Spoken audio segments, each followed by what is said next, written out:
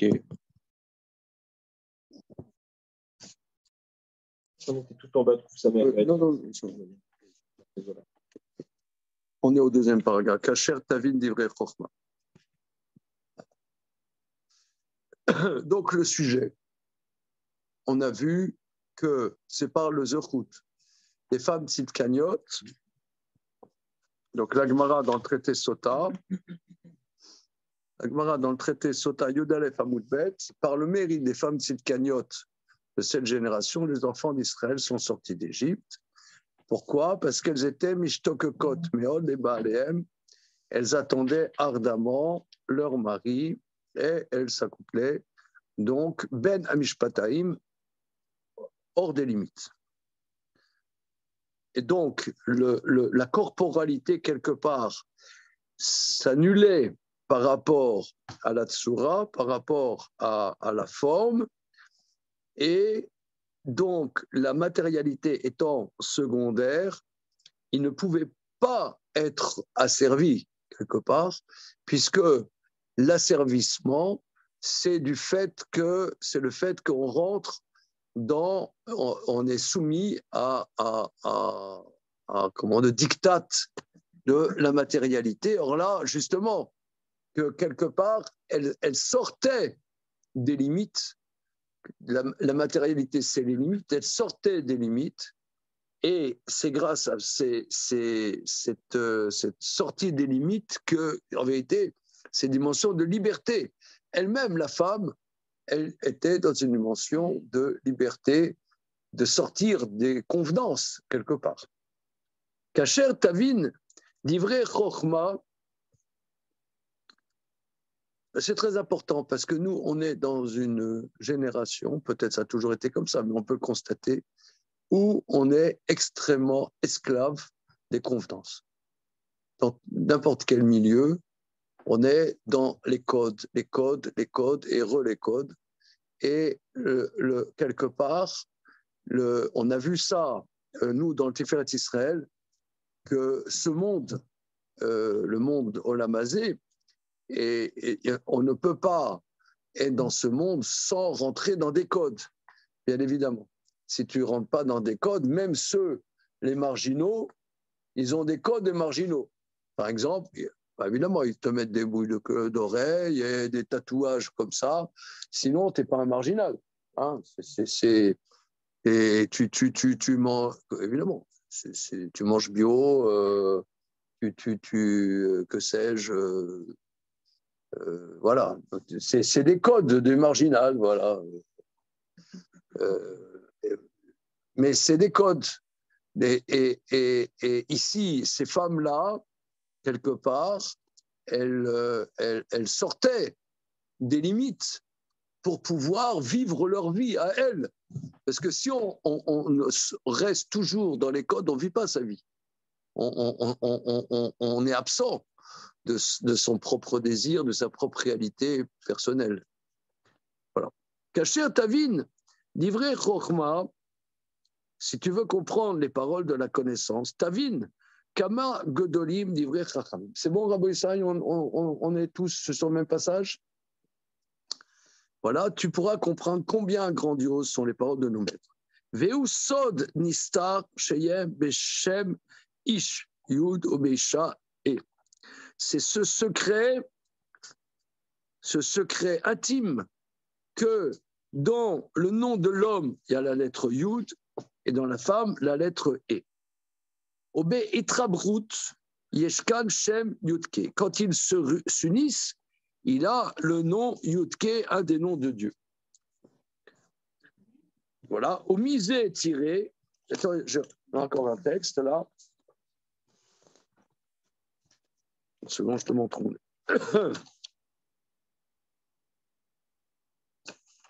Au misé tiré, qui itrabram be'ardout gamour, que lorsque l'homme et la femme s'unissent dans une union complète, Yesh ba'em mala kedosha elokit.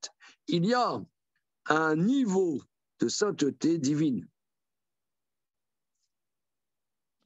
Ça, c'est très, très important. C'est-à-dire que l'union de l'homme et la femme, c'est que c'est une dimension de sainteté qui sort de la naturalité.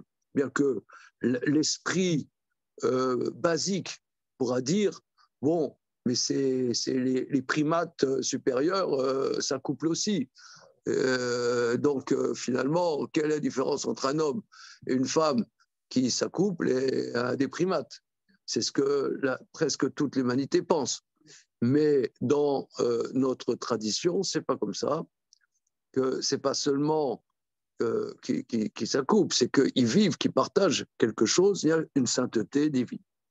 Le fikar, besrar imtishkemun ben amishpataim, par le mérite qu'elle couchait entre les limites, Shiamala Elokit, Asher Zacharnu, qui est le niveau divin que nous avons parlé, Aya Nimshar Rarze Gamken, la conséquence était, Sheyelahem Bizat Mitzrayim, qu'ils aient le pillage de l'Égypte. C'est-à-dire, quand ils sont sortis d'Égypte, alors toutes les richesses d'Égypte, ils ont chippé toutes les richesses d'Égypte. Alors, ok, qu'ils aient des enfants qui ne soient pas soumis à l'esclavage, ça on a vu les 2 dernières séances. C'est clair, les copains? Ouais. Mais maintenant, la Gemara d'Afyud Aleph dans Amoudbet dit que ça entraîne qu'ils ont pillé l'Égypte. Quel est le lien, hein? Bizad Mitzrayim. Ve'u davar nifla. C'est quelque chose. Quand le nifla, ça veut dire extraordinaire. Mais quand le Maharal dit extraordinaire, ça ne veut pas dire simplement qu'il se met 5 likes. Ouais, sur Facebook, c'est pas ça. C'est que extraordinaire, ça veut dire que c'est quelque chose qui est d'une science qui sort d'une pensée naturelle. Voilà, c'est ce qu'il veut dire. Le fait, par ce niveau supérieur qu'ils ont acquis, par le fait qu'ils s'unissaient hors des limites, ou chez Garam, chez Yelahem, Kesev Vezav, c'est ça qui a entraîné qu'ils aient l'argent et l'or. C'est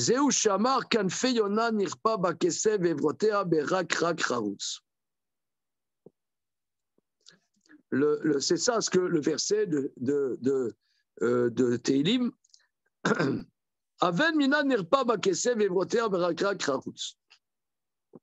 comprend bien, recouverts d'argent et leurs membres avec le yakrak, c'est-à-dire c'est le reflet d'or pur.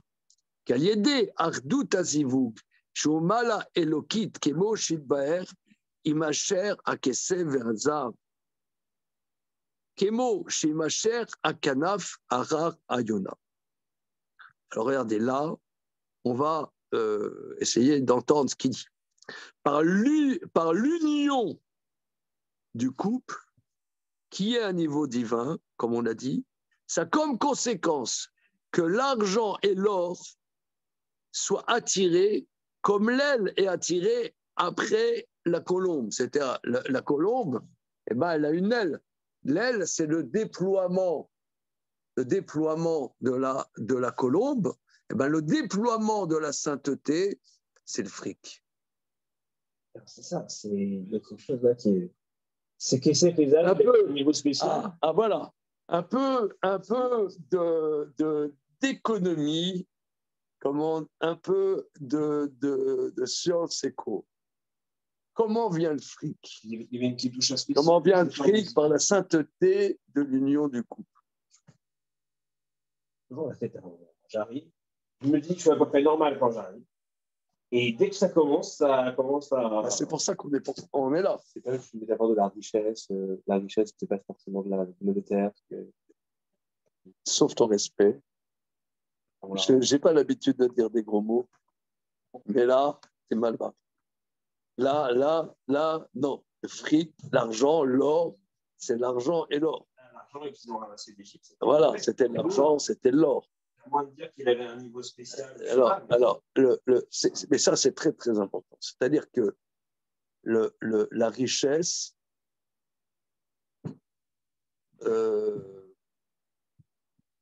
alors évidemment, depuis 200 ans, il y en a qui vont te faire des théories économiques. C'est pour ça qu'un des plus grands scandales, vous serez d'accord avec moi, évidemment, c'est qu'il y a un prix Nobel d'économie. Il n'y a rien de plus bidon qu'un prix Nobel d'économie. Comment? Non, mais pire que le prix Nobel de la paix, c'est le prix Nobel d'économie. Non, ça veut dire, les théories économiques, bon, si, il y en a qui ont fait, par exemple, comment il s'appelle l'hindou qui a fait le microcrédit. Bon, ça, il a eu le prix Nobel, je ne sais pas, il y a 20 ans. Que c'est le microcrédit? Non. Enfin, il a fait des gmars, quoi, en Inde. Il a importé, c'est les gmars. Ça veut dire que pour commencer une activité, tu vas emprunter à la banque, ils vont te faire des dossiers, des trucs très compliqués, machin, bidule, donc il y a des paperasses. Et donc, tu as toute une frange dans une population du tiers-monde, par exemple, comme en Inde, eh bien, c'était impossible que ça marche avec toute cette paperasse. Et alors, il a eu l'idée de faire des microcrédits. Ça veut dire pas des gros crédits, mais des petits crédits, je sais pas, 2000 euros, machin, bidule. Et tu peux commencer une petite activité comme ça, sans gros de paperasse. Et il a sauvé des millions de personnes comme ça, en innovant ce qui est chez nous dans la communauté juive depuis toujours, ce qu'on appelle des gmars. Bon, ça, il a eu un prix Nobel d'économie, mais ce n'étaient pas des mecs qui étaient dans un laboratoire à Dauphine. C'est des mecs qui étaient sur le terrain et qui ont innové. Bon, ça, je peux comprendre. Mais souvent, tu as des théories, machin, bidule. Il dit, oui, le Fonds monétaire international devrait investir en Tanzanie parce que, machin, bidule. Bon, ok, c'est extraordinaire. C'est pas une science exacte, quoi. Oui. Non, c'est même pas une science. C'est un. Comment ça fonctionne?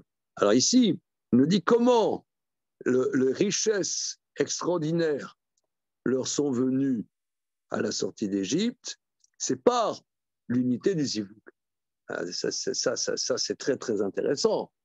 Ça, c'est dans la notion de santé. Il y a une manière voilà. de choquer et conclure en pensant que l'or et l'argent, que la richesse, c'est quelque chose de... Évidemment. Non, mais tu vois bien, comment ça s'appelle? Il y a combien de livres qui ont été écrits très, très intéressants là-dessus? Comment ça s'appelle? Richesse des nations. Oui, la richesse des nations. Mais non, mais regarde, tu vois bien qu'il y a prenons par exemple des pays qui ont toutes les richesses comme en Afrique. Ouais, en Afrique, toutes les richesses, toutes les mines, c'est en Afrique. Et comment ça se fait qu'à part quelques potentats qui ont 3 crocodiles pour manger ceux qui ne sont pas d'accord avec eux, comment ça se fait que c'est un continent qui, globalement, à part l'Afrique du Sud et quelques trucs comme ça, est dans un marasme absolu. Donc ça, c'est quelque chose qui fait réfléchir.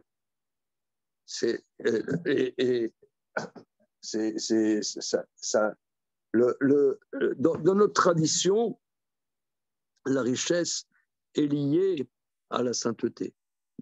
Maintenant, il faut méditer là-dessus. On va voir est-ce qu'il va développer. On va continuer. Hein, voilà.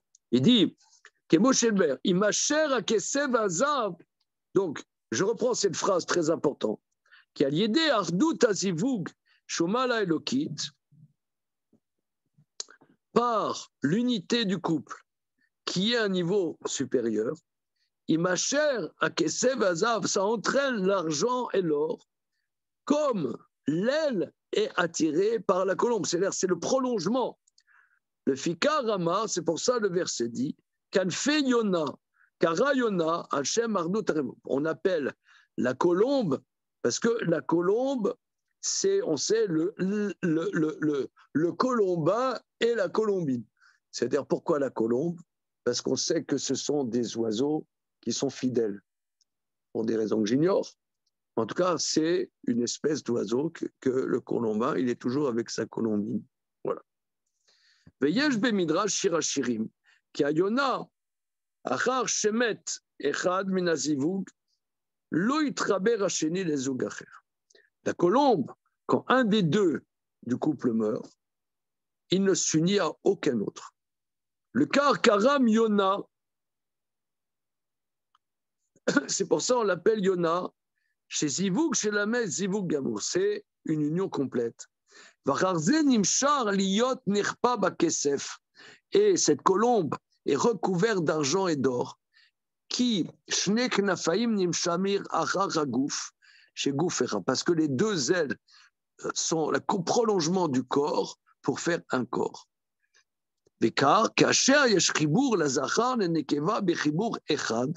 C'est pour ça quand il y a l'union du mâle et de la femelle, d'une union complète, Hachem Gouf Echad, qui sont un corps, Nimsharim Lazé Shne Knafaim s'entraînent deux ailes, Velu Shne Knafaim Em Akesev Azav, Kemo Sheamar Hakatouf, s'entraînent l'argent et l'or, comme dit le verset, Li Akesef Veli Azav. À moi et à l'argent, et à moi et l'or. Oui, alors ça, c'est quelque chose de très important. Il y a un verset qui dit Li Akesef Veli Azav Neum Hashem Tzevakot. À moi et à l'argent, et à moi et à l'or, dit l'Éternel. Alors, qu'est-ce que ça veut dire?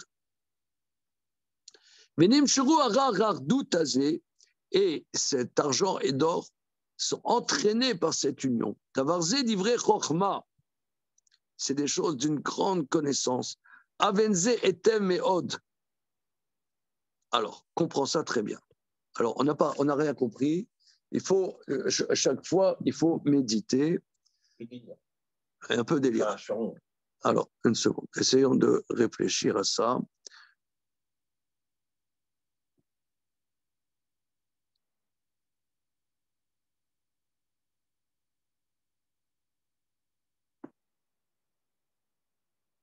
Il y a une loi de la musique qui dit que la parnassa est avec le bonheur de la famille.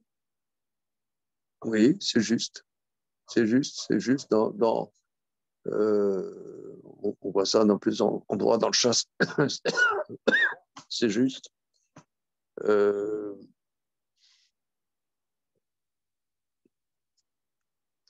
En général, nous, on entend que la richesse, il faut l'élever vers la santé. Là, c'est différent. Là, j'apprends, c'est que la richesse, elle est causée par la santé, donc il y a un lien intrinsèque entre les deux. C'est pas Dieu t'a donné la richesse, donc il faut donner, yeshivot, pour mettre la santé dans ta richesse. Ok, c'est sympa ça.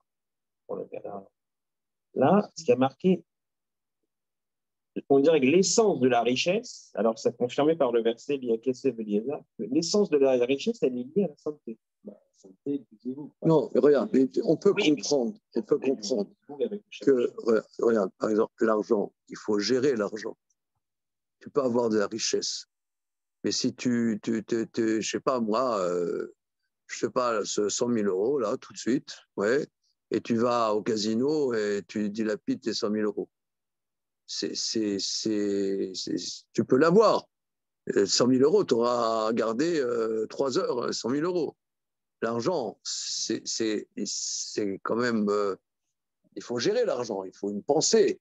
Si tu n'as pas une pensée, tu peux avoir toutes les richesses du monde, tu ne sais pas quoi en faire. C'est au niveau simple. Ça demande même. Comment?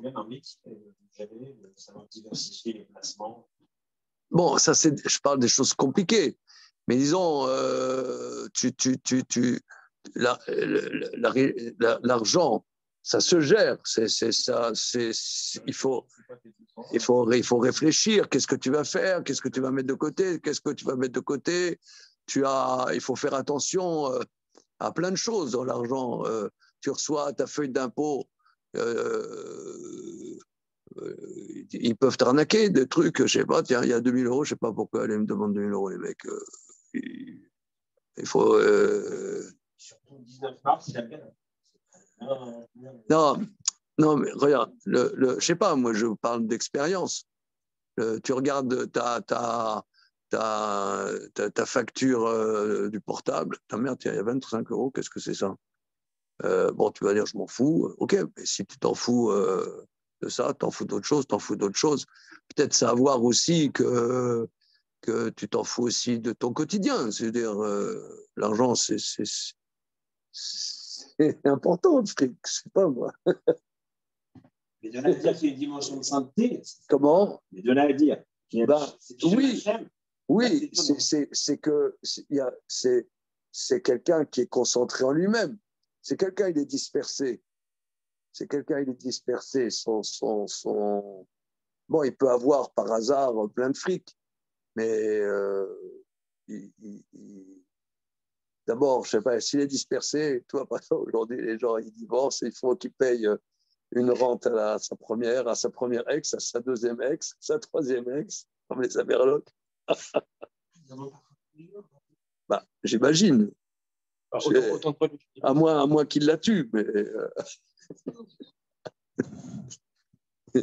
mais un mec qui se disperse, je sais pas, bah, ça me paraît. Les célibataires, en général, ils sont à l'aise. Ils voyagent. Il y a beaucoup d'impôts. Fiscalement, c'est plus avantageux d'être.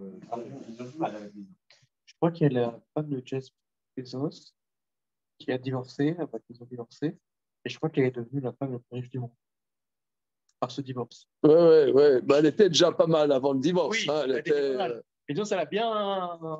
Elle a beaucoup bossé avec eux. Ah ouais, elle a bien. C'était un numéro, celle-là. La Kedusha, ça veut dire ne pas être dispersé dans. Je sais pas, j'essaie. J'ai pas lu les corriger. Je suis on travaille ensemble. Non, moi, ce que je peux comprendre, c'est que même un couple, c'est une dimension de pensée. Parce que même si il adore sa femme, un quart d'heure après, elle peut lui casser les pieds, même s'il l'adore. Donc après, c'est compliqué. Je sais pas, il faut réfléchir, il faut méditer. Quand on dit qu'il y a le nom de Dieu, parce que si quelqu'un ne réfléchit pas, nous on a étudié là dans l'étude de Gemara approfondie là un texte de Raphaël Shmulevitch, ces 3 dernières séances, où il dit que la plus grande Akaratatov qu'on a, c'est sa femme.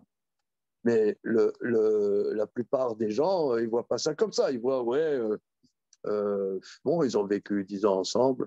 Vous connaissez la chanson de, comment il s'appelle, Une semaine sur deux. Comment il s'appelle, ce chanteur populaire extraordinaire? À la boîte.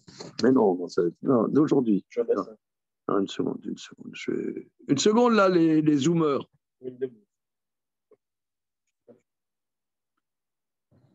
Il faut des indices. Attends, une seconde, tout de suite, je vous dis. Mais non.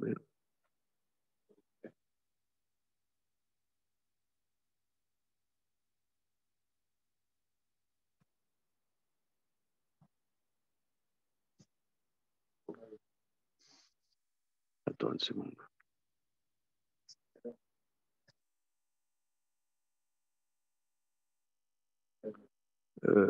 Christophe Maé, voilà. Christophe Maé, extraordinaire. Extraordinaire, la chanson Une semaine sur deux, je vous la conseille. Christophe Maé. C'est le mec, il a que sa femme, voilà, ça fait 10 ans, il a des gosses avec elle, prend une petite jeune, et lui dit, regarde, si tu réfléchis pas, mon coco, après, quand tu auras les gosses une semaine sur deux, tu vas dire, mais qu'est-ce que j'ai fait comme connerie? Alors, c'est une chanson, mais je vous la... Franchement, elle est extraordinaire. Et franchement, vous ne la connaissez pas? Non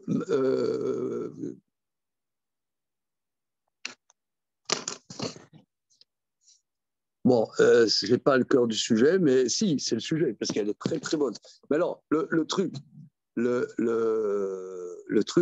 c'est que on a étudié ça dans Raphaël Shmulevitch, que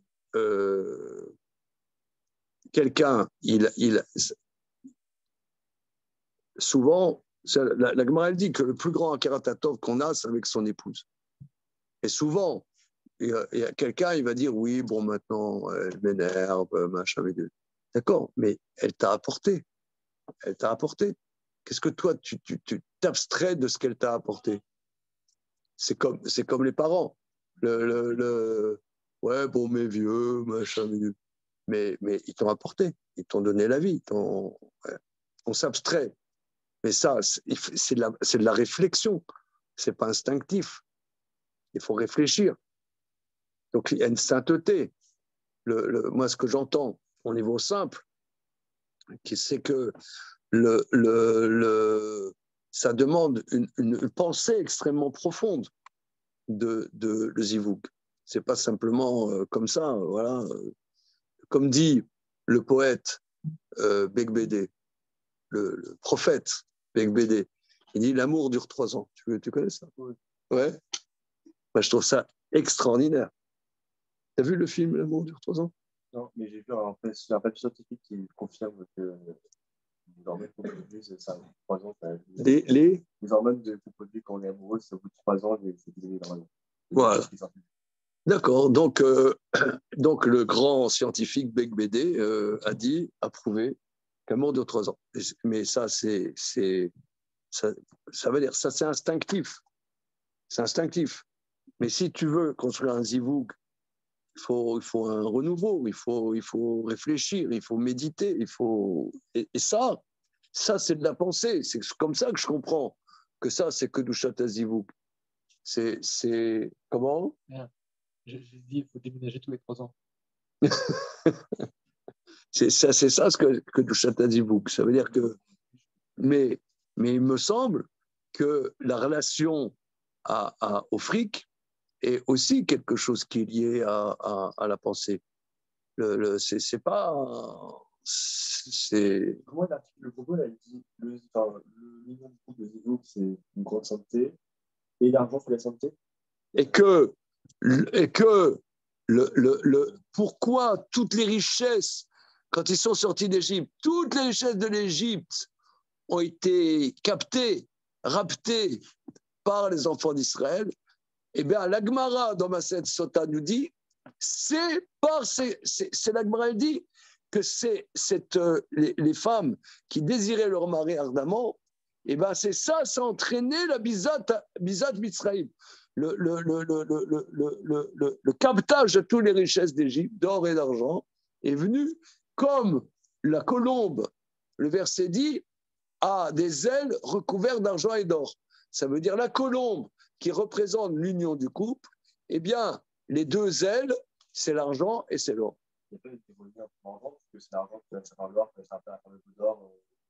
C'est pas mal. Ah oui, ça c'est bien. C'est vrai que cet or, il va être... c'est ambivalent. C'est juste. Très, très bien. Alors, on va continuer. Est-ce qu'il y a un rapport au désir? Comment? Est-ce qu'il y a un rapport au désir? Ça veut dire, est-ce que, comme vous avez dit, là, ça se pense, même la richesse, etc., mais peut-être aussi que c'est mon désir. On est attiré par cette dimension d'or et d'argent. C'est vrai. Ça s'exprime. C'est vrai que l'or et l'argent, d'ailleurs, le mot kesef, ça veut dire quoi le mot kesef, monsieur Emmanuel? Argent. À part ça, évidemment. Ça veut dire quoi le mot argent? Ça veut dire argent. Kesef. En hébreu, je veux dire. L'irsof, c'est désirer. L'irsof. Ouais. Qui nirsof nirsafti. Car désirer, j'ai désiré. L'irsof, kesef, c'est désirer. Et zahav, ça veut dire zéhav, ça donne-moi. Zahav, ça donne-moi. Voilà. C'est vrai que l'or, je ne sais pas, moi, je n'ai pas vécu ça, mais il paraît que ça rend fou, l'or. Hein? Je sais pas. Hein? Il paraît que ça rend fou, que, tu vois, la ruée pour l'or et machin. Il y a eu il y a un film avec Humphrey Bogart de John Huston sur... oh, ça s'appelait ce film-là, il devient complètement fou. avec de l'or. Charlie Chaplin, en Alaska. Oui, non, ça c'est autre chose, c'est vrai, mais on ne voit pas trop fou là-bas. Mais quand il y a eu la rue, par exemple, quand il y a eu la rue vers l'or, machin, les gens, ils étaient complètement cinglés. Je ne sais pas pourquoi l'or rend fou. Hein. Bon, on va essayer de continuer. Voilà.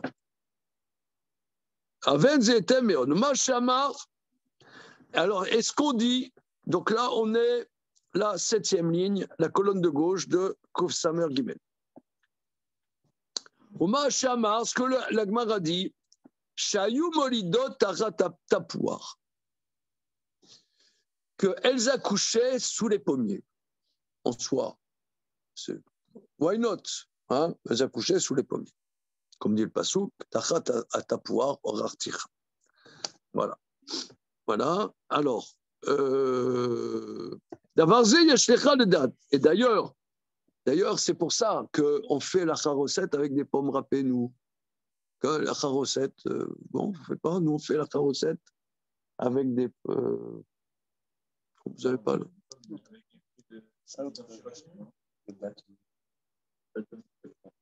Et j'entends souvent qu'il faut mettre la pomme par rapport à la station. Oui, nous, enfin, notre minag, on met de la pomme râpée en allusion qu'elles accouchaient sous les pommiers. Voilà. Il dit il faut que tu saches qu'il y a Tolada Nimshar min midat adin kemo shetiknu bebrachot. Il faut que tu saches que l'accouchement vient de la dimension de justice. Kemo shetiknu bebrachot ata gibor shemedaber al gvurato ilbarar, qu'on parle Dieu il est puissant.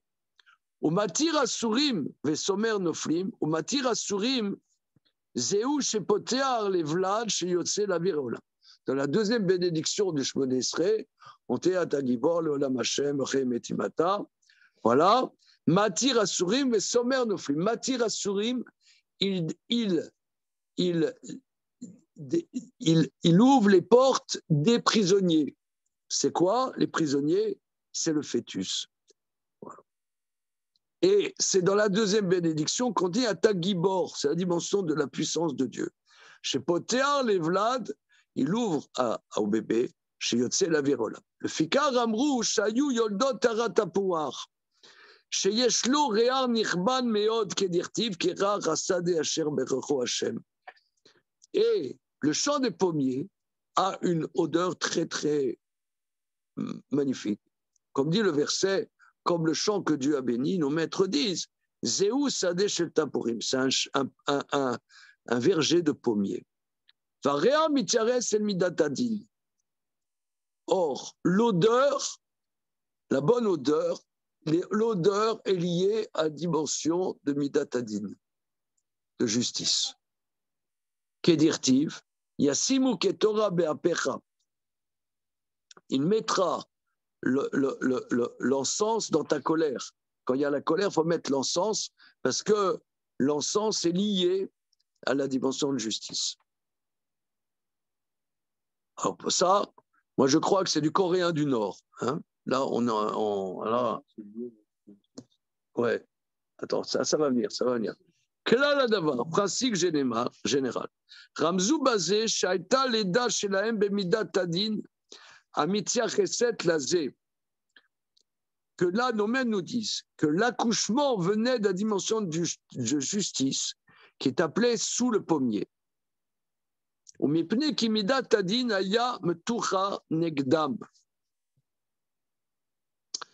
Parce que la dimension de justice, quelque part, était tendue à leur égard.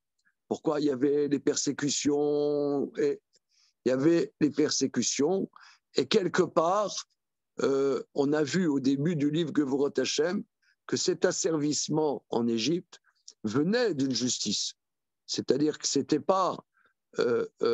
pas gratuit.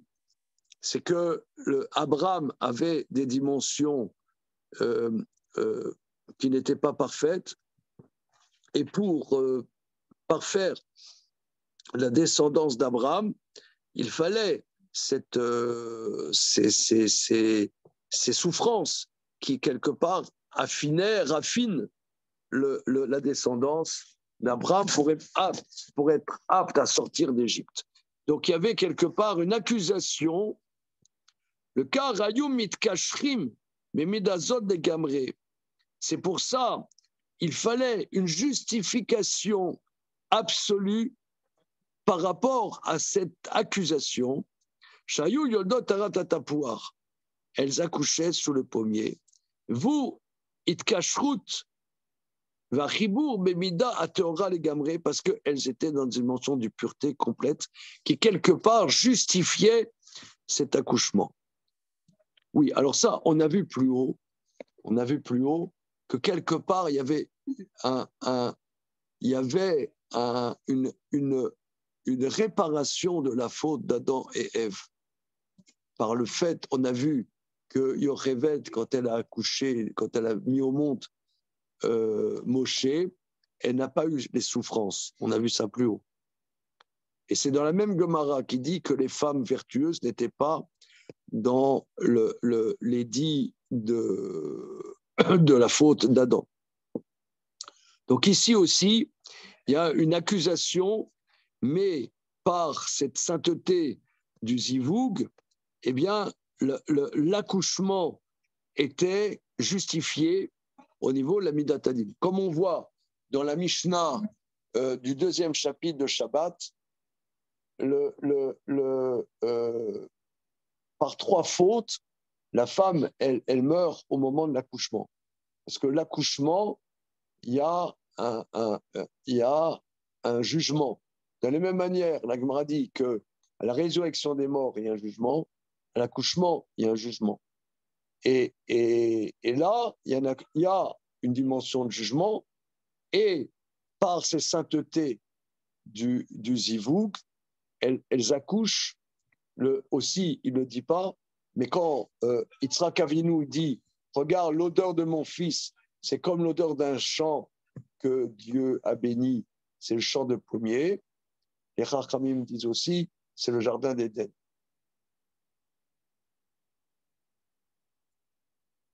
Jardin d'Éden. Oui, parce qu'on peut comprendre que on ne sait pas bien qu'est-ce que c'était la faute d'Adam.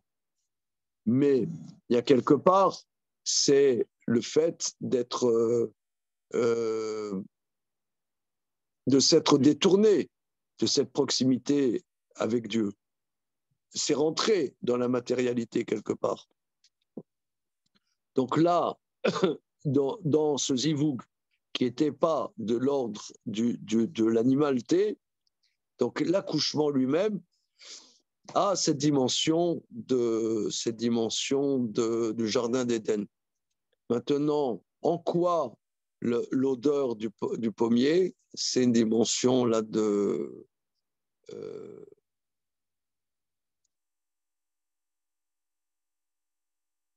parce qu'on dit qu'il y a sur les 5 sens, il n'y a que l'odorat qui n'a pas été touché par la faute d'Adam.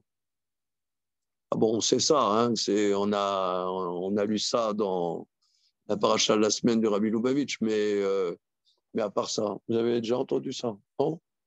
Hein? Oui. Ah, on entend ça. Comment on peut dire ça en langage simple? Que la vue, le toucher, l'ouïe ont été entamés par la faute et pas l'odorat. Comment? Je ne sais pas. Oui, c'est ça, elle a dit. Mais d'accord, mais tout ça, c'est livresque. Essayons de dire ça en termes simples, qu'on puisse sentir de quoi on parle.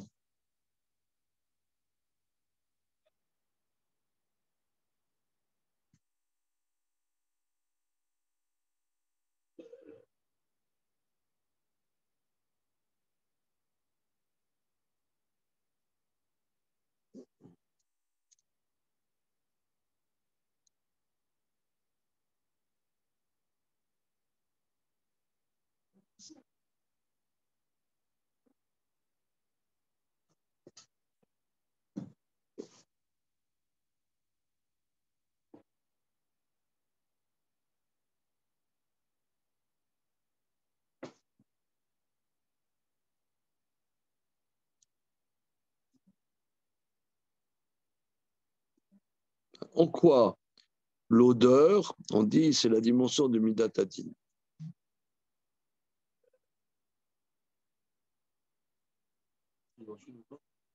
Dimension de justice, c'est lié à la justice.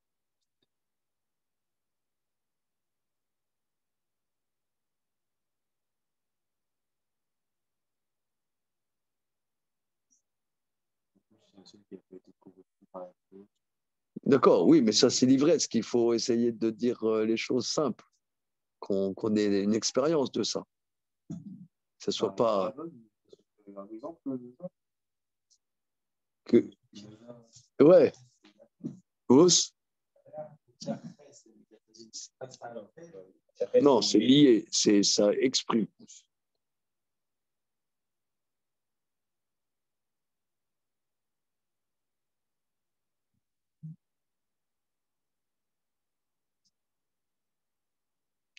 Comme la musique, c'est lié à Midat Hadin.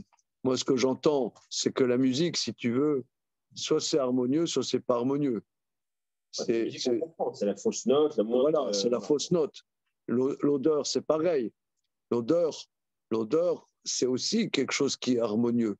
C'est soit, excusez-moi l'expression, soit ça pue, soit ça sent bon. C'est un truc...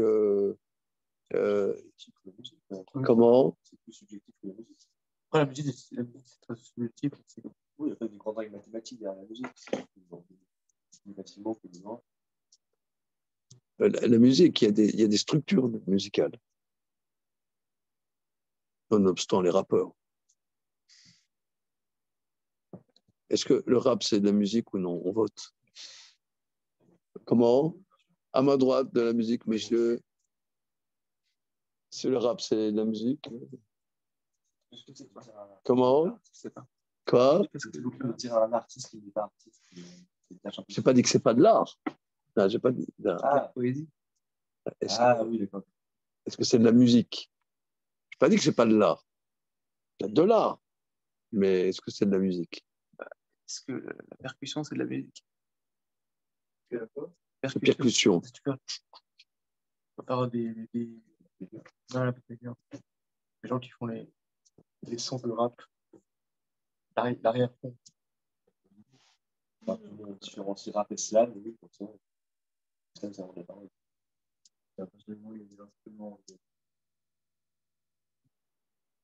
La poésie, c'est pas ce que je dis, c'est un instrument.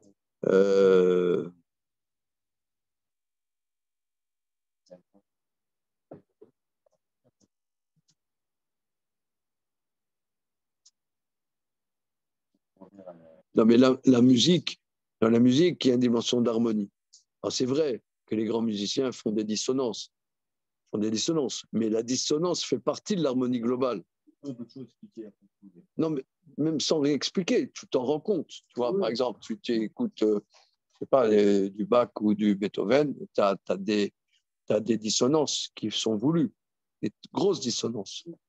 Mais globalement, ça fait partie. C'est comme dans la kétorette. On dit dans la kétorette, tu as quelque chose qui sent très mauvais. Tu as le chelbena, dans l'encens au temple, tu as une des 11 composantes, c'est la chelbena, qui sent très mauvais. Mais l'ensemble est harmonieux.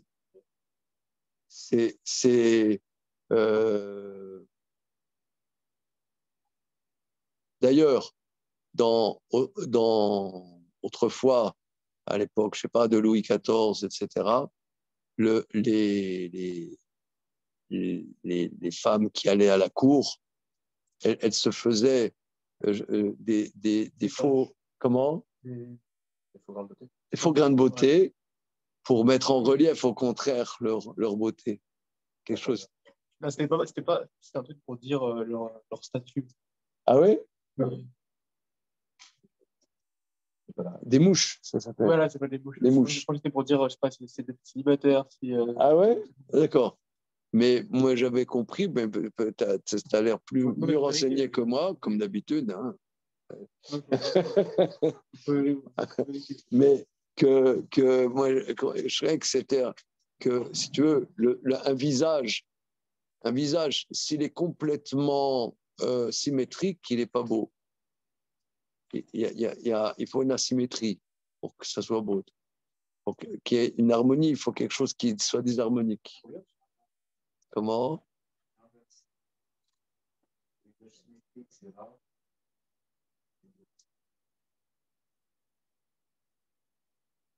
Et c'est beau comment? C'est beau comme une statue? C'est quoi la beauté? Les statues, c'est pas symétrique. Comment? Les statues, Statue?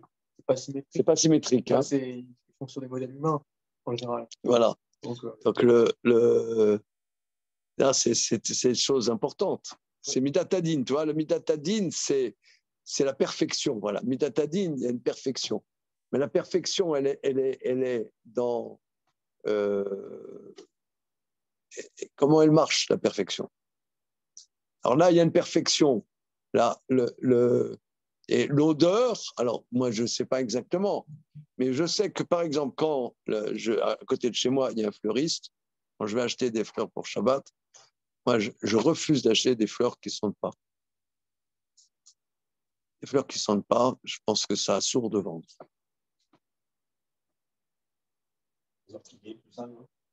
Ça sent fort, ça, c'est trop fort. Non, oui, non, mais les Chachamim me disent que les fruits doivent avoir une odeur, les fleurs doivent avoir une odeur. Ça fait partie de la beauté aussi, de l'odeur. Non, c'est pas des halachot, mais moi, il ne me supporte pas là-bas. Il y a le voisin là qui arrive, il va nous casser les pieds. Mais quand tu achètes, tu arrives à acheter des fleurs qui ne sentent pas. C'est un chilou Hashem. Non, mais il peut y avoir la beauté de la fleur qui est. Voilà. Non, c'est une fleur, il faut que ça sente. Je sais pas, moi. Même les fleurs artificielles. Comment? Même les fleurs artificielles, ça sent. Non, parce qu'ils mettent, des trucs. Sur l'odeur, peut-être que je me suis totalement, mais est-ce que c'est pas l'attribut qu'on sacrifie à Dieu par moment? Vu qu'à chaque fois qu'on fait le sacrifice, on dit sur l'odeur plaisait à Dieu. Oui. Et très peu de fois, on va dire que son apparence plaisait à Dieu. Oui, on dit rien croire. Alors justement, c'est ça. Ça montre que, c'est quoi rien croire? C'est pas qu'il sent l'odeur. C'est, qu'est-ce qui plaît à Dieu? C'est qu'on a fait sa volonté comme il faut. C'est ça la belle odeur. Donc l'odeur par la vue de juger. Comment? L'odeur par la vue de juger.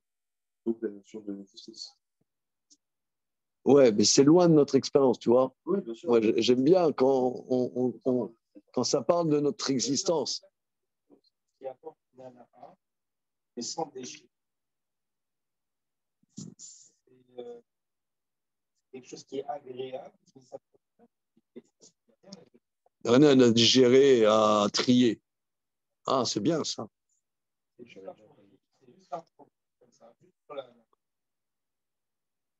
Il n'y a pas de tri, quoi. Ouais. Et par rapport à la musique, par exemple, c'est pas différent.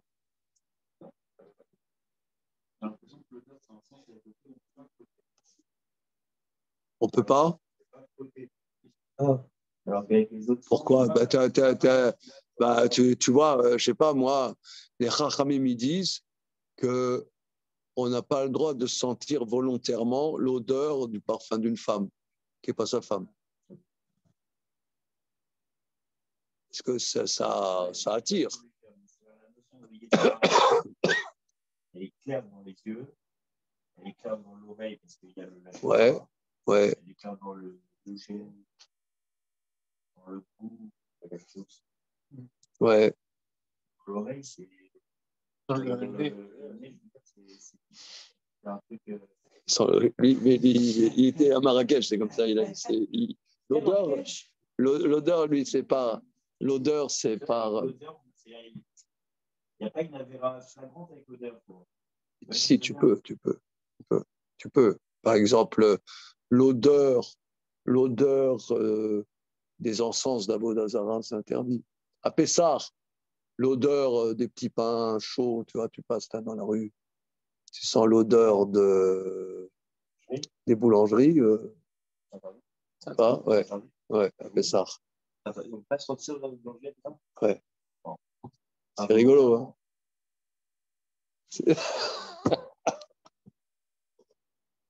Il est étonné, là, Jonathan. Par contre, c'est des vrais odeurs dans les boulangeries. Comment? C'est des vrais odeurs dans les boulangeries? Ou c'est des. Parfois, il y a des boulangers qui mettent des. Parce que je crois que c'est. Hein?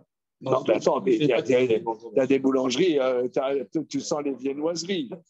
Oui, mais je sais que dans certaines pâtisseries, ils mettent des. C'est vrai, c'est vrai. Des additifs pour attirer les. Ouais, ouais. Mais à Marrakech, il n'y a pas de parfum, hein, les boulangeries. Il n'y a pas de boulangerie. Il n'y a pas de boulangerie. Non, mais il y a des odeurs là-bas. Il y a beaucoup d'odeurs. Beaucoup d'odeurs. Dis-moi, tu as vu au Maroc, tu es allé au marché, tu as vu, ils ne mettent pas les prix. Tu as vu ça? Une vidéo. À Casa, moi j'ai vu à Casa, le marché, tu n'as pas de prix. Tu as les pommes, tu as les figues, tu as tout. Le raisin, tu n'as pas de prix. Ça, tu vois, tu marchandes. Tu marchandes. C'est un truc de dingue. Tu vas dans le taxi, quand on est arrivé, là, quand j'étais à la Casa, à l'aéroport, il te dit combien tu veux. Et tu dis, dis-moi un prix. Combien tu veux? C'est génial. Bon, tout ça pour dire. C'est encore dans les vidéos incroyables.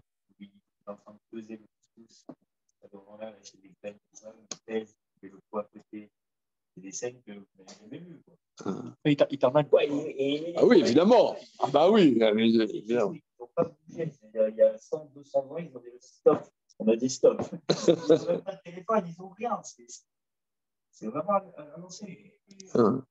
Bon, tout ça pour dire, on va continuer. Ce passage est difficile, mais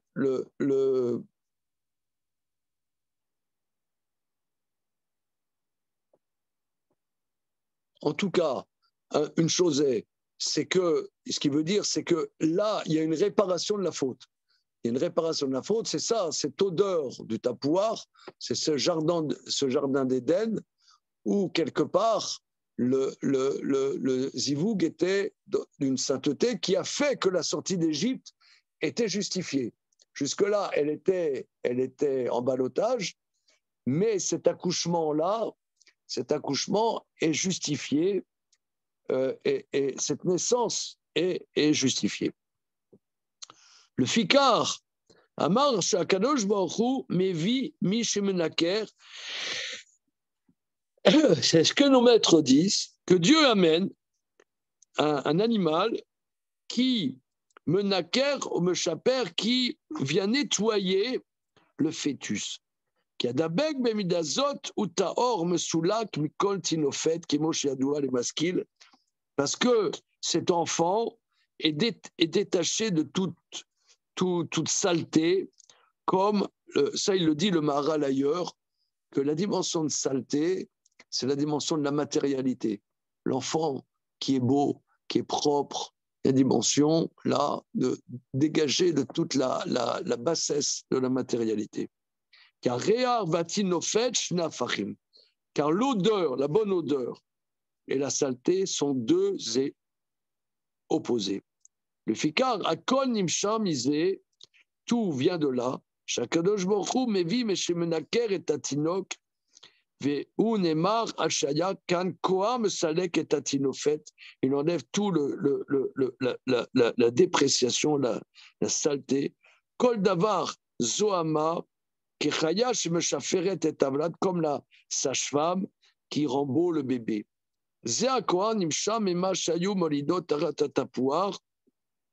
Justement, c'est la conséquence qu'elles accouchaient sous les pommiers. C'est-à-dire, ce jardin, ici, regardez, il y a quand même quelque chose d'extraordinaire. C'est qu'on est en pleine persécution, comme on a vu dans les séances précédentes. En pleine persécution. Les Égyptiens, ils viennent pour les détruire. Et les femmes, elles accouchent dans le jardin d'Éden. Ça, c'est vraiment un juif. C'est extraordinaire que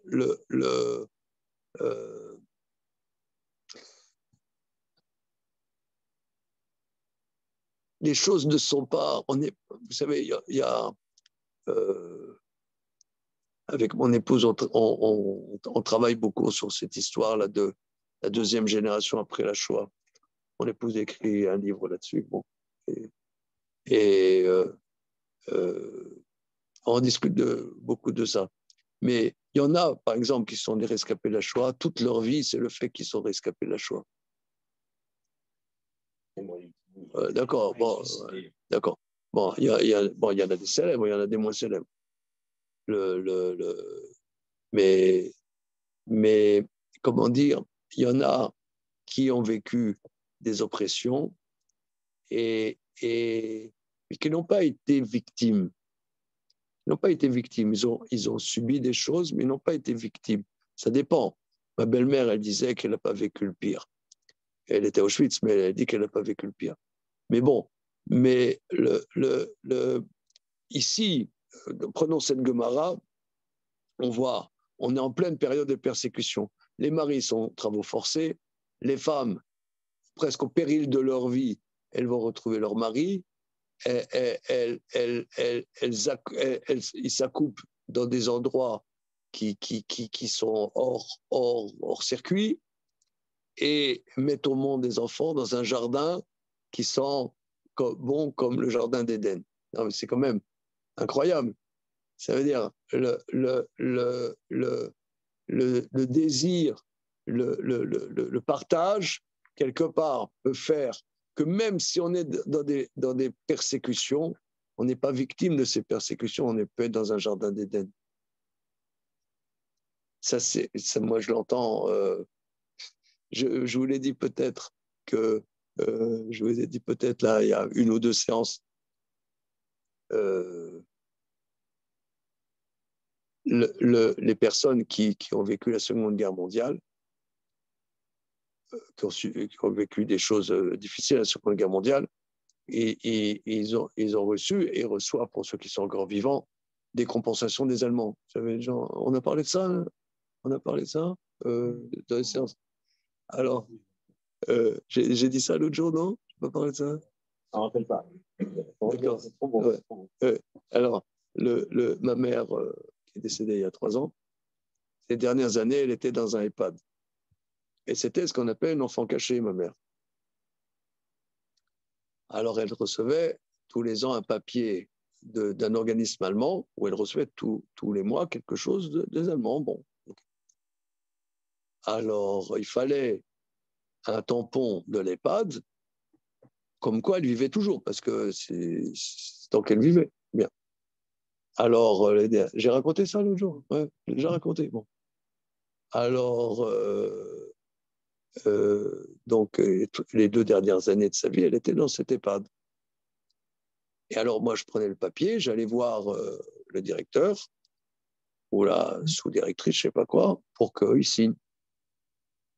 Alors, ils ont dit, ah, Madame Zizek, vous étiez un enfant caché pendant la guerre. Alors, ma mère a dit, ah oui, qu'est-ce que c'était bien.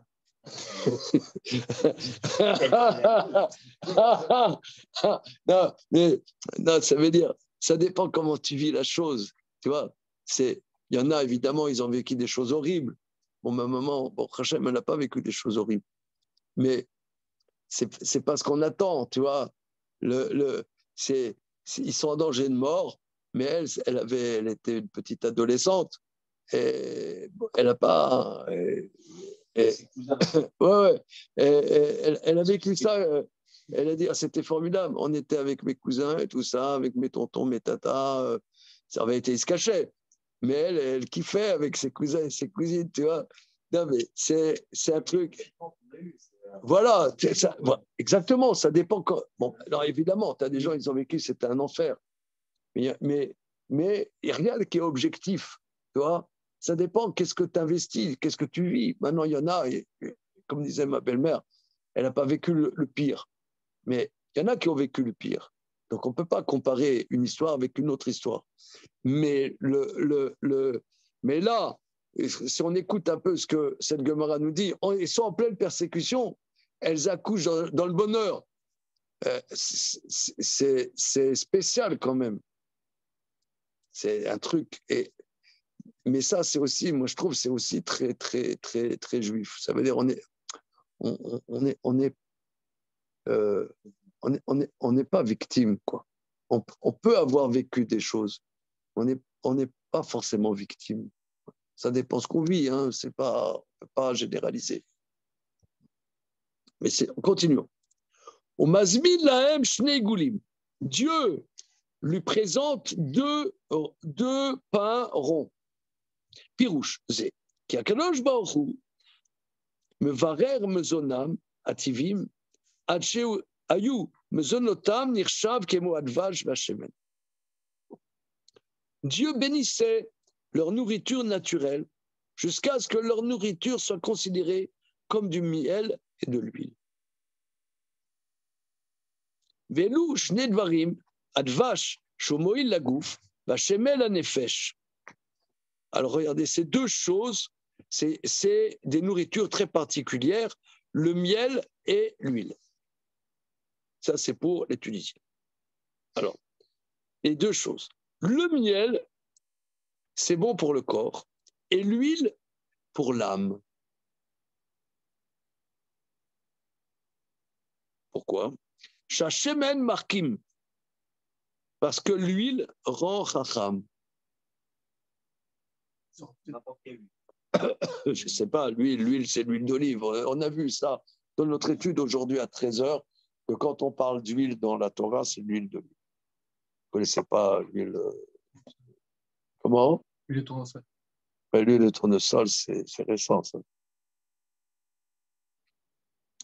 Alors, le Vapirouche basé, qui a lié Ashgachat Hashem Idbarach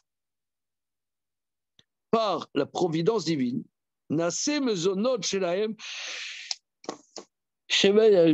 leur nourriture devient comme de l'huile et du miel. On passe la page d'après. Comme ça meurt d'Alep.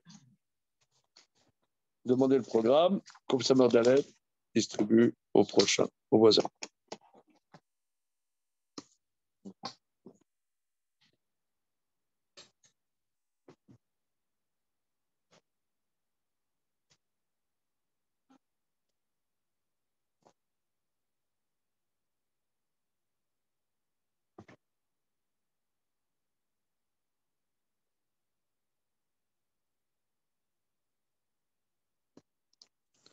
Alors, que Dieu faisait que leur nourriture était comme de l'huile et du miel. Les enfants. Venpele, on passe à la page d'après. Ce passage, je l'avais déjà étudié et il est particulièrement difficile. Quand je l'ai vu, quand j'ai étudié le traité Sota, j'avais vu ce commentaire du Maharal. Il est particulièrement, c'est pas évident de faire le lien avec une expérience. Venpele, Shakalosh Baruch Ose Davarze, ce n'est pas, et ça ne sort pas de l'entendement, que Dieu faisait ça, que leur nourriture qu'ils prenaient est Dvash Veshemen. Alors maintenant, quand on a vu dans la Gemara, quand les Égyptiens se sont rendus compte que ces enfants étaient nés, ils venaient pour les tuer, et il y a eu un miracle, ils ont été avalés dans le sol.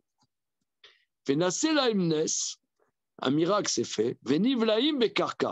Ils ont été avalés dans le sol. Pirouche d'Avarze, Kemo, Shamarnou, les Mahala, c'est l'explication comme nous l'avons dit plus haut. Kines Azé d'avoir Bilti TV. Ce miracle n'est pas naturel.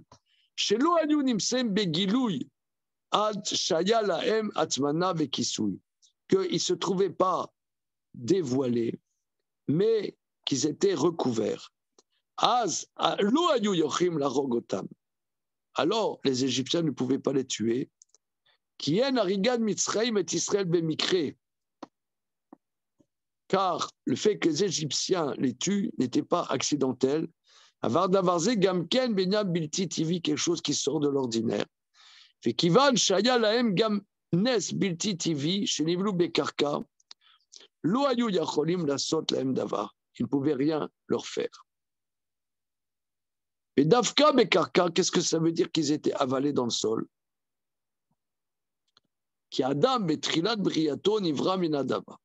L'homme, quand il a été créé, il créait de la terre. Comme on voit, que la terre sorte une âme vivante. Misé tiré qu'Adam et Tzadasmo Yelo Shaykhou d'Adama, parce que tu vois que l'homme par lui-même est lié à la terre. Vénikra Adam, Hachem Adama. Il est appelé Adam Ador, c'est Adama. Veraou kacher Hashem idbarar istir otam benes bilti tivi. Lorsque Dieu leur fait un miracle qui sort complètement de la nature, sheyu nistarim bemakom sheyatsa adam misham, qu'ils soient cachés de là où ils viennent, c'est la terre. Ma shamar shayu meviim shfarim vechorshim, que les Égyptiens amenaient des taureaux pour labourer le sol. Parce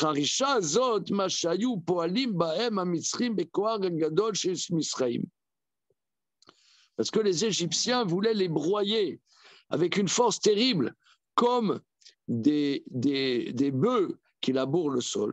À nous, des kama mevim shfarim, she'en davar yoter bal koach min hashor, parce que tu n'as rien de plus puissant que le taureau. Comme on dit, rov tevuot bekoach shor. Tu as beaucoup de récoltes par la force du taureau.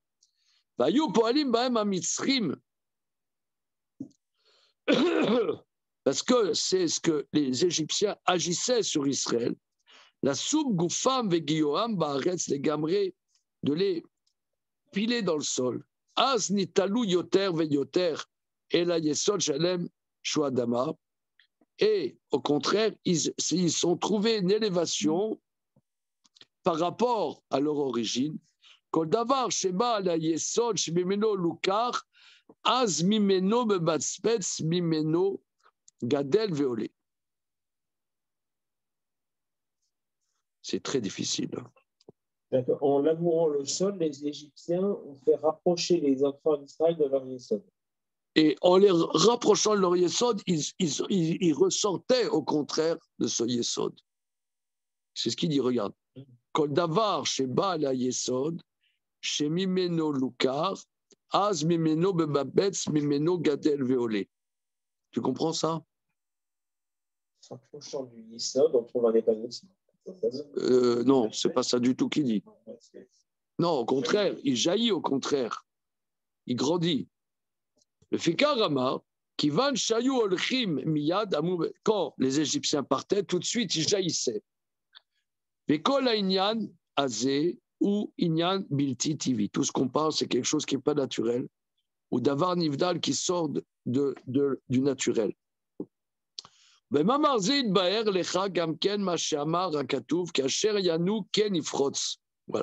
Que plus il les oppressait, plus il ressortait. C'est-à-dire que, le verset dit, plus les Égyptiens les oppressaient, plus Israël avait une force qui sort de l'ordinaire, une force de fécondation encore plus forte. Parce que la force de fécondation, vous savez, il y a un sujet, c'est la démographie juive, est un sujet très spécial. Si vous regardez la démographie juive en Europe de l'Est, il y a eu une démographie à la fin du 19e siècle, début du 20e siècle, absolument galopante. J'ai lu ça, des démographes, ça doublait en très peu de temps. Et évidemment, tout ça, c'est parti après en fumée. Mais il y a une démographie qui sort de l'ordinaire. De la même manière, en Égypte, il y a la démographie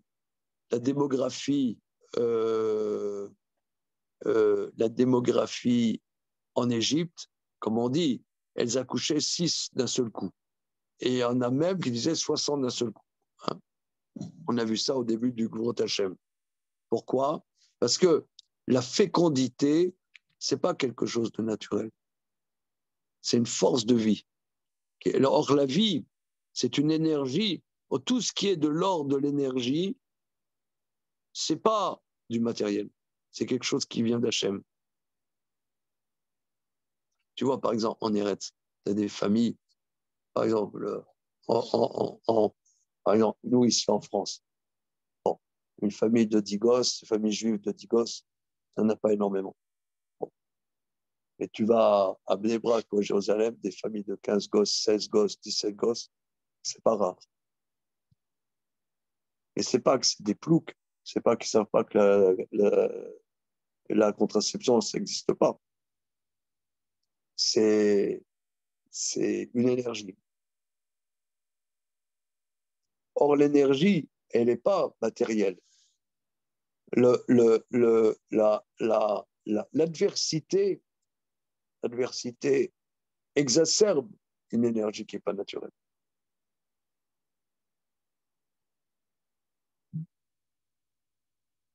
Je parlais tout à l'heure de résilience, que le brave Boris Cyrulnik, il a vendu. Non, mais ça, c'est un truc très, très juif. Il a vendu du judaïsme à qui veut l'entendre. Mais c'est un truc très juif. Que l'adversité donne des nouvelles ressources. Si on en a la capacité, hein, évidemment, ça donne des nouvelles ressources, des ressources de créativité, autre chose. On croit que quand on va être dans le confort, on va être créatif. Mais est-ce que c'est dans le confort concret? Je ne sais pas, moi.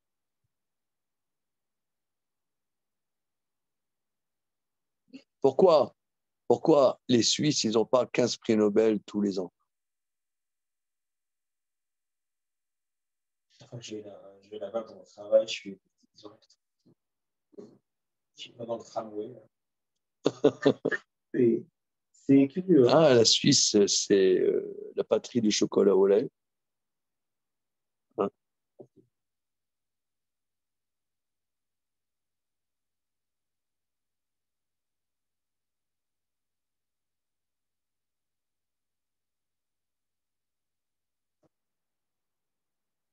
Souvent, c'est des émigrés qui sont créatifs.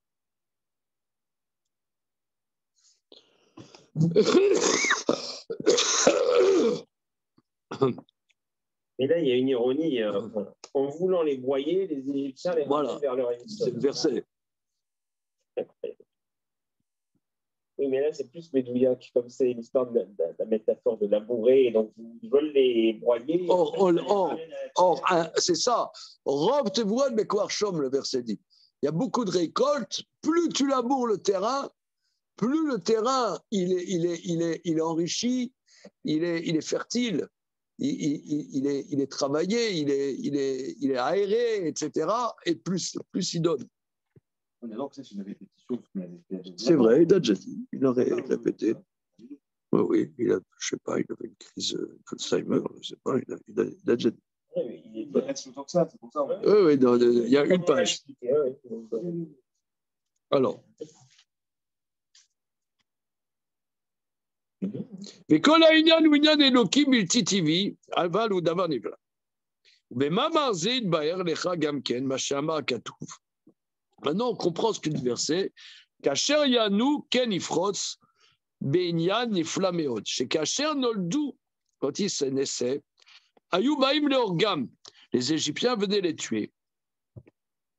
והשם יתברך, אשר שומר המציאות ונותן קיום להם, que Dieu qui garde l'existence et qui donne une pérennité, à ça naissent chez Nivlaou Bekarka, qu'ils ont été absorbés dans le sol, Shumartsav ou Motsa Adam, qui est l'origine de laquelle l'homme est fabriqué. Et qu'Asher Ayum Shabdim Amitzrim Israël, Bechozek Zé, quand ils asservissaient Israël avec plus de force, Zenikra Harisha al-Gabam, c'est ce qu'on appelle, c'est une image, labourée. Basé Ayum et Semim, les Gamré Otam Baretz, ils les mettaient encore plus dans le sol.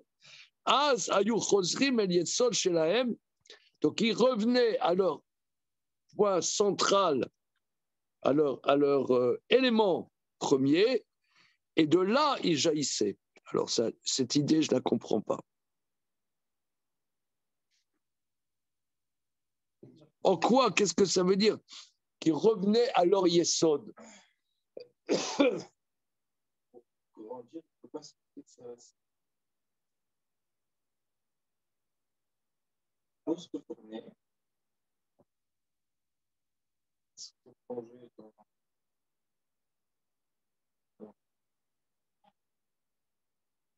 Qu'est-ce que ça veut dire que l'homme, il est fait de la terre?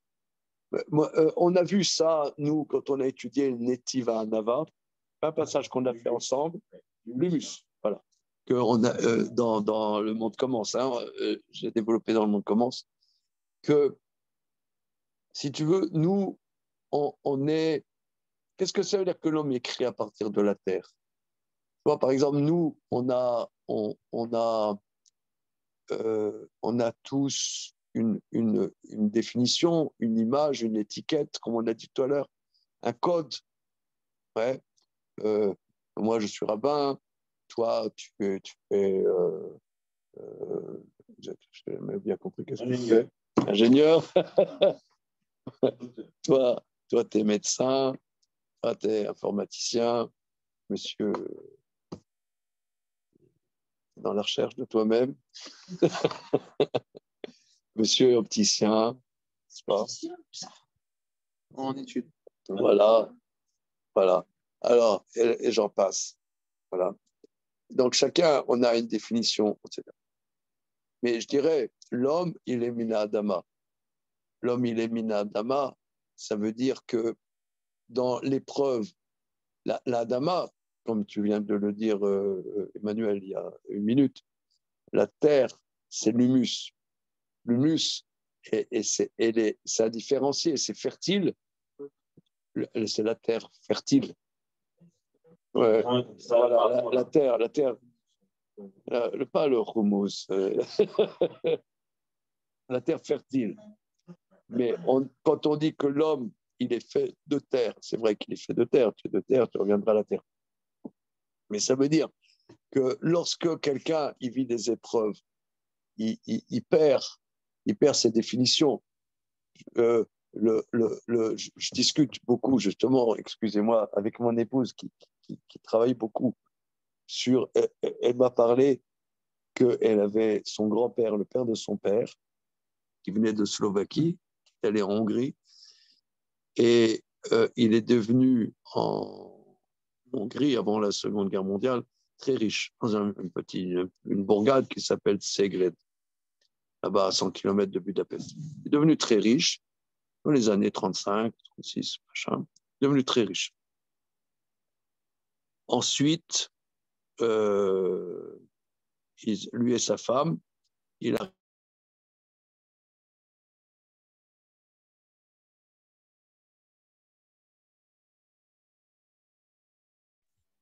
a réussi avec sa femme à se cacher dans le ghetto de Budapest. Ils n'ont pas été déportés. Par contre, 2 de ses enfants ont été déportés. Et après, mon beau-père, il a été déporté chez Staline.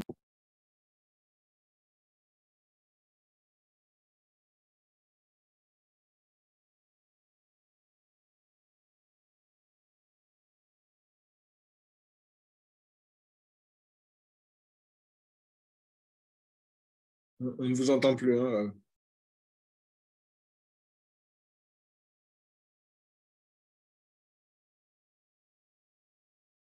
Je ne sais pas si vous m'entendez, mais nous, on ne vous entend plus.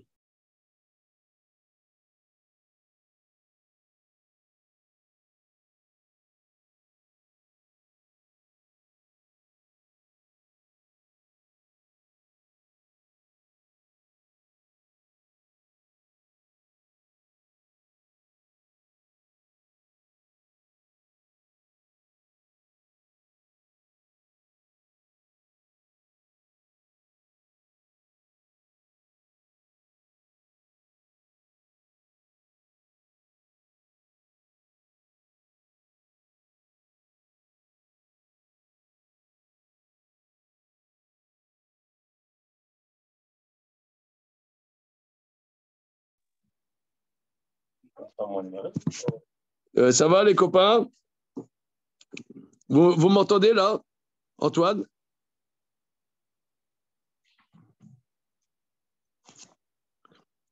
Ça va, Antoine? Tu m'entends? Antoine? Ouais, je vous entends. C'est bon? Ok, tu m'entends bien? Parfait. Ok. Ouais, il y a ma petite fille qui vient de se fiancer là. C'est son fiancé qui m'a appelé. C'est la première petite fille. Ma petite fille qui se fiance. Voilà. Alors, Ok, alors tout ça pour dire que quand on dit que l'homme, il vient du humus, pas du humus, du humus, ouais, il y a du humus, ça veut dire, on peut dire comme ça, l'homme est fait de la terre. Mais nous, ce n'est pas comme ça qu'on se perçoit. Tu vas dire à Mélenchon qu'il vient de la terre, il dit non, ça ne va pas, moi je suis. La République, c'est moi. Ouais, voilà, je suis à la gauche. Comment? Oui, mais on est tous comme ça. Je prends Mélenchon, mais on est tous, moi je suis comme ça. J'ai un Mélenchon qui s'ignore.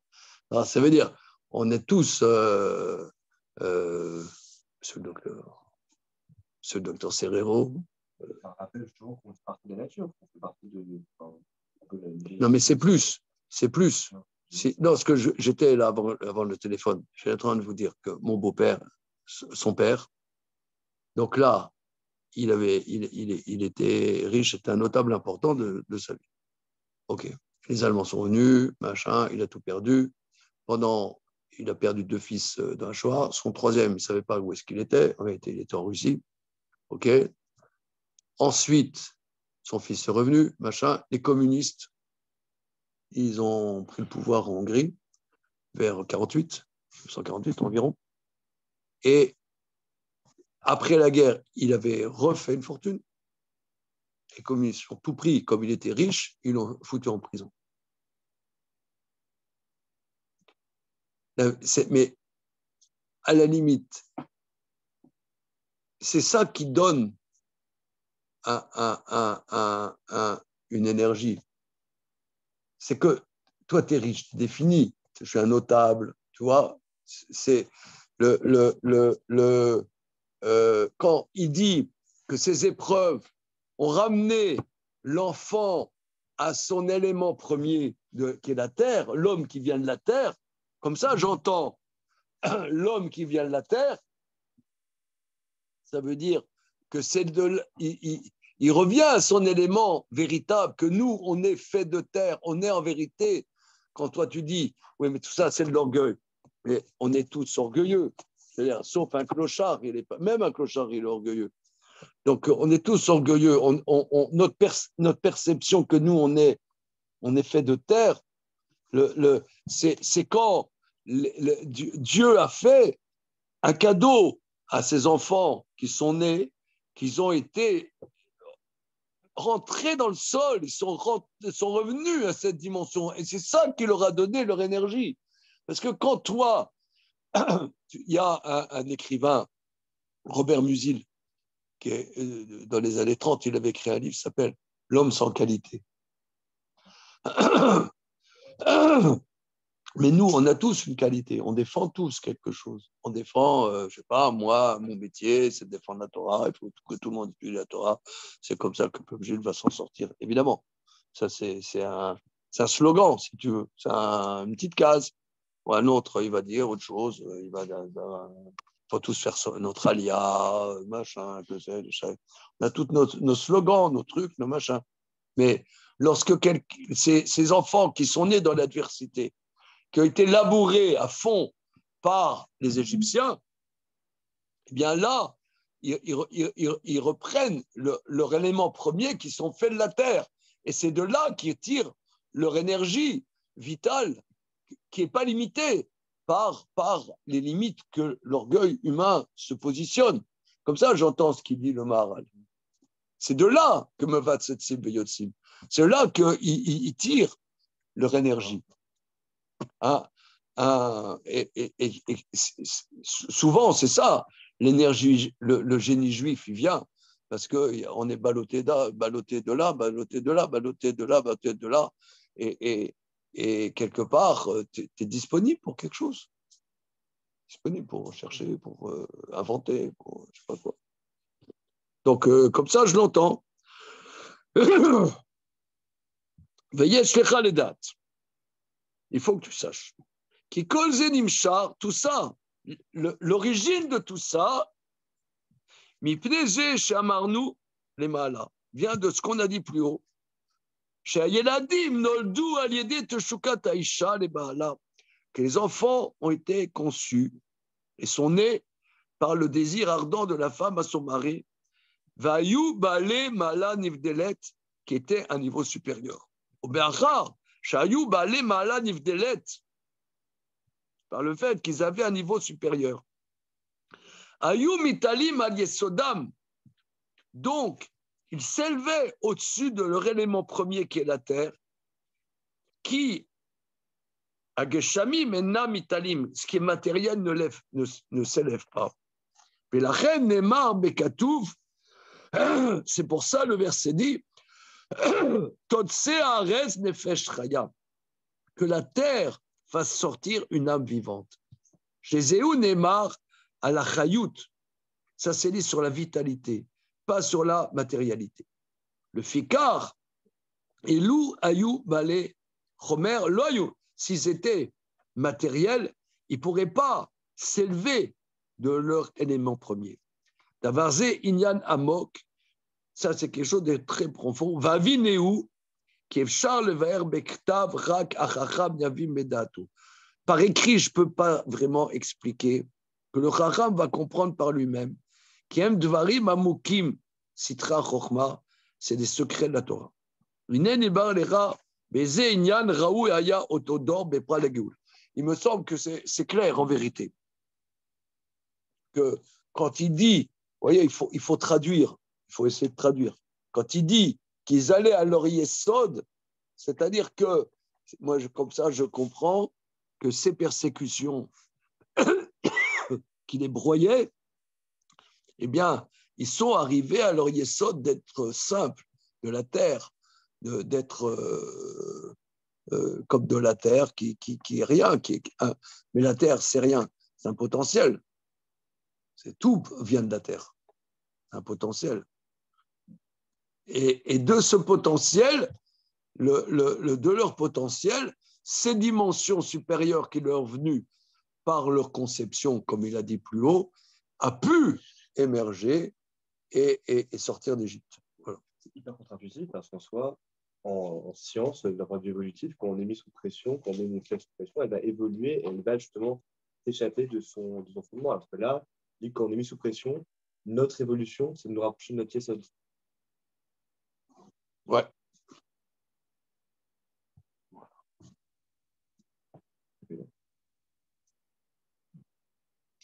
C'est aussi un peu compliqué. La richesse, moi, a tendance à nous éloigner. Donc, il y a une forcément s'éloigner de ce Yesod. Justement, on a dit que c'est la richesse, la capture de cette richesse vient de cette énergie-là. Et après, ça les a éloignés, d'ailleurs. Alors, comme tu as dit, Samuel, après, c'était ambigu. La capture, par contre, c'était un certain niveau. Après,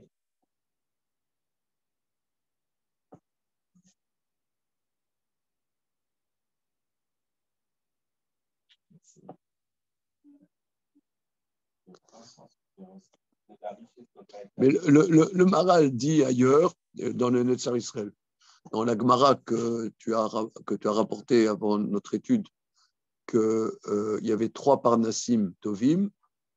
Il y a Moshe Rabbeinu qui représente la Torah, la connaissance, et c'est par lui que vient la manne.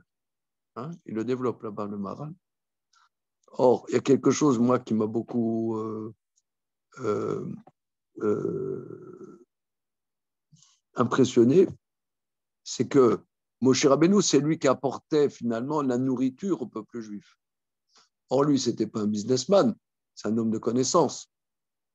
Donc, on voit que la parnassa, ce n'est pas la nourriture ne vient pas parce que tu tournes tout le temps après ta parnassa.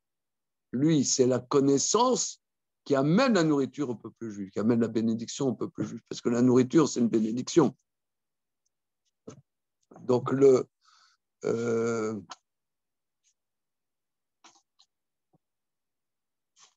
tu vois, par exemple, en politique, bon, moi, je ne m'y connais pas, mais comment quelqu'un il arrive à fédérer un pays. Bon, en France, on respecte tout le temps, on n'est jamais content de nos dirigeants, c'est des ploucs. Bon, moi, je ne sais pas. Mais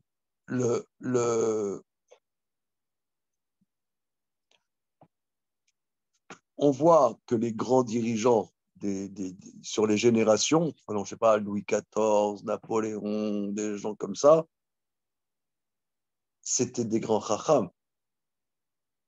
C'était pas des ploucs.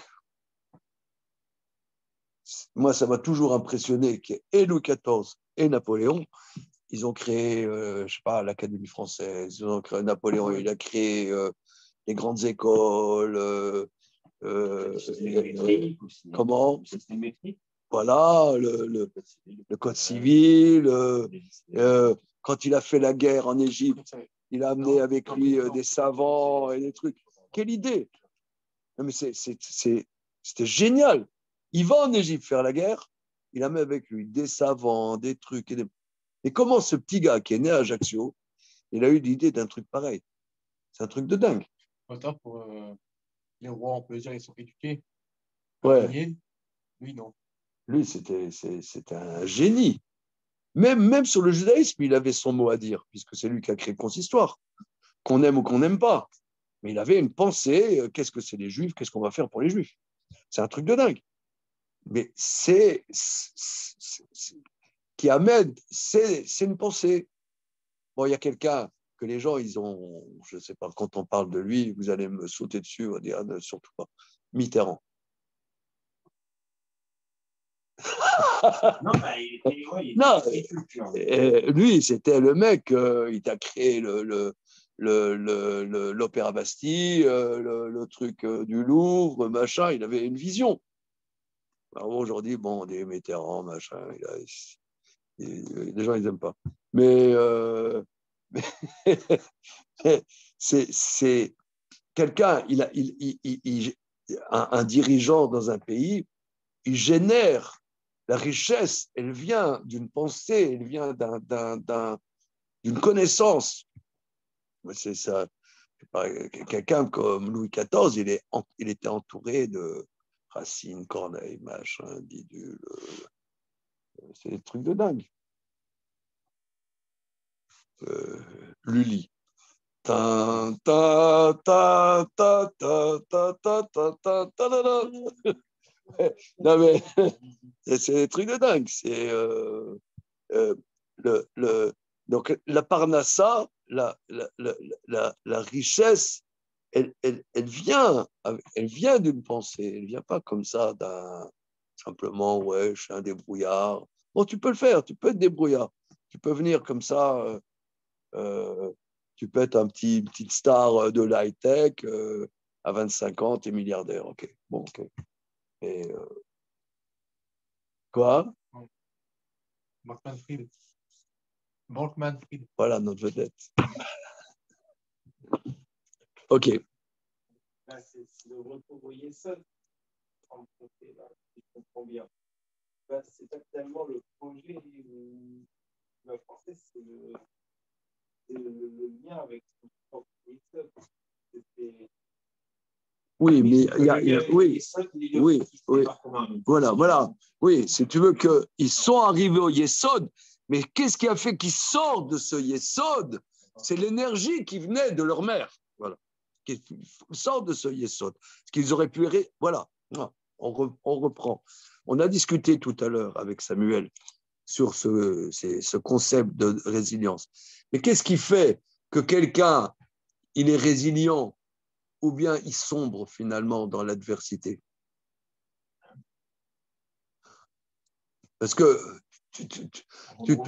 voilà, qu'est-ce qui te permet de rebondir dans cette déperdition d'identité, cette déperdition de repères?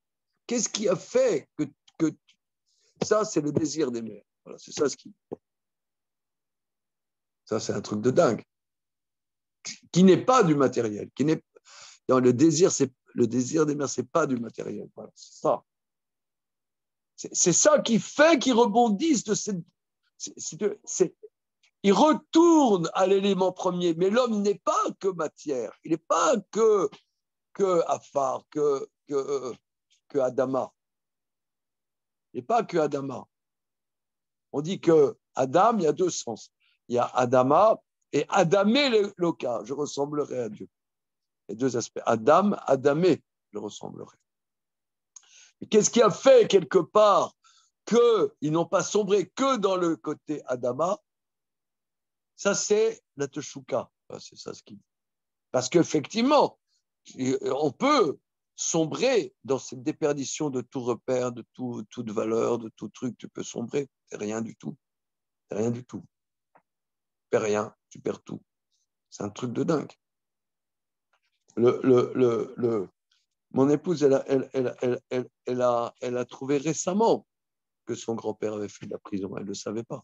C'est par ses recherches qu'elle a trouvé qu'il était en prison.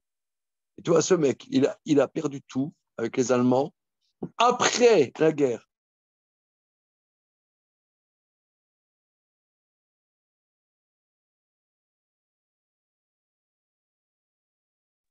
Après la guerre. Je suis. Après la guerre, il a tout reconstruit. Et toc, il a tout reperdu avec les communistes. Ils s'en trouvaient entre eux. Et il ne savait pas où étaient ces trois gosses. Comment tu peux te reconstruire de ça? C'est pas le seul. Hein. Il y a des millions de personnes qui ont. C'est un exemple. Mais c'est un exemple que... Comment tu te reconstruis de ça? Eh bien, si c'est possible. Si c'est possible. On peut traduire ça. C'est un exemple. On peut traduire. C'est la teshuka de la mer. Que la teshuka, ce désir, ce n'est pas du matériel, c'est autre chose. OK? On s'arrête là pour le moment. Merci Rav, bonne soirée. Allez, salut mon ami.